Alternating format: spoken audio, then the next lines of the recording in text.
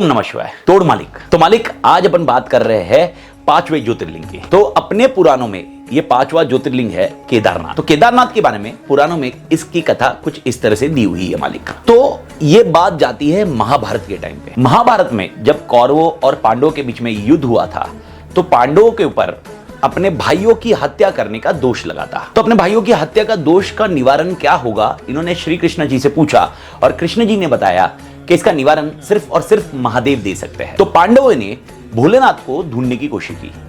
भोलेनाथ का मन कहीं पर भी नहीं था कि पांडवों को माफ करे।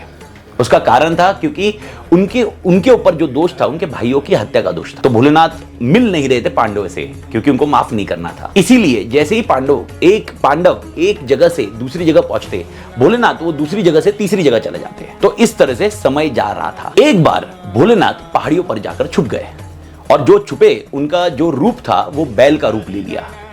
पांडव वो पहाड़ी पर पहुंचे और उनमें से जो भीम है उनको मालूम पड़ गया कि यहां पर भोलेनाथ छुपे हुए हैं बैल के रूप में, क्योंकि भोलेनाथ मवेशियों में छुप चुके थे। मवेशियों मतलब एक कैटल केस में छुप चुके थे, पर भीम ने उनको आइडेंटिफाई कर लिया। तो जब भीम ने आइडेंटिफाई कर लिया तो भोलेनाथ को मालूम पड़ चुका था कि भीम ने उनको आइडेंटिफाई कर लिया। तो भोलेनाथ धरती में समा रहे थे। जैसे ही भोलेनाथ धरती में समा रहे थे, भीम जल्दी से जाकर उनका जो हम्प है, ओके, बैल का जो हम्प है उसको जोर से पकड़ लेते हैं एंड अल्टीमेटली ओके जो नंदी बैल है वो काफी हद तक धरती पे समा जाते हैं वो और हम्प ऊपर रह जाता है। और ये हम्प जो बना है ये है केदारनाथ का लिंग। ये है केदारनाथ की कथा। और केदारनाथ की जब बात करें तो इसको पंच केदार भी बोला जाता है।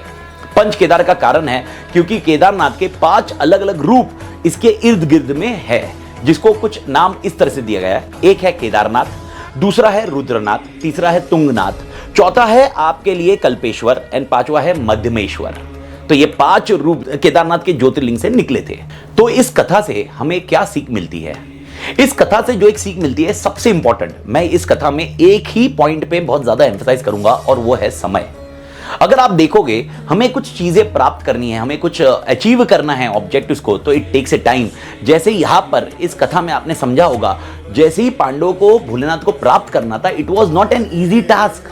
It took A time, it took its own time. वैसे ही अपने लाइफ में अगर मुझे भगवान को प्राप्त करना है या हमें कुछ अपने गोल्स और ऑब्जेक्टिव को प्राप्त करना है, you need to understand it requires a time. It is not a one day task. आप नहीं बोलोगे आज मैंने एफर्ट्स किए और कल के कल अपने को रिजल्ट मिल जाएंगे। पांडव एक पहाड़ी से दूसरी पहाड़ी पे जा रहे थे, तीसरी पहाड़ी पे जा रहे थे, भोलेनाथ आगे बढ़ते जा रहे थे। सेम लॉजिक अपने लाइफ में हो सकता है। हम कुछ एक गोल को काम कर रहे हैं, हम एक ऑब्जेक्टिव को काम कर रहे हैं और अचानक जैसे ही उधर पहुंचना हम सोचते कि वहां पर पहुंचने वाले, वो ऑब्जेक्टिव शिफ्ट हो जाता है और समथिंग वो different, all together different element में चला जाता है। उसी तरह अपने लाइफ में भी you just need to spend some time. You need to understand there is a gestation period. Everything require a gestation period. अगर ये मतलब अगर अपन इस प्रिंसिपल को बात करें तो इस प्रिंसिपल में से आप एक सबसे जो आप क्रक्स लेना चाहते हो आपके इसमें जो निर्मलता आनी चाहिए, यानी इसको मैं कुछ इस तरह से बताऊंगा कि अपने हृदय में, ओके, अपने दिल में इतनी निर्मलता होनी चाहिए कि जो टास्क है वो हमें चाहिए, जो हमें ऑब्जेक्टिव है वो हमें अचीव करना ही है। बट ओके अगर उस पर समय जा रहा होगा तो you should not worry about it, you should not be stressful about it.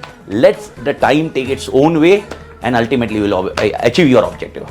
तो मालिक आपको अगर वीडियो पसंद आ रहे होंगे तो चैनल को सब्सक्राइब करिए, कंटेंट को लाइक करिए और वीडियो को शेयर करिए और मिलते हैं अगले ज्योतिर्लिंग की तरफ अगले सोमवार में। तोड़ मालिक।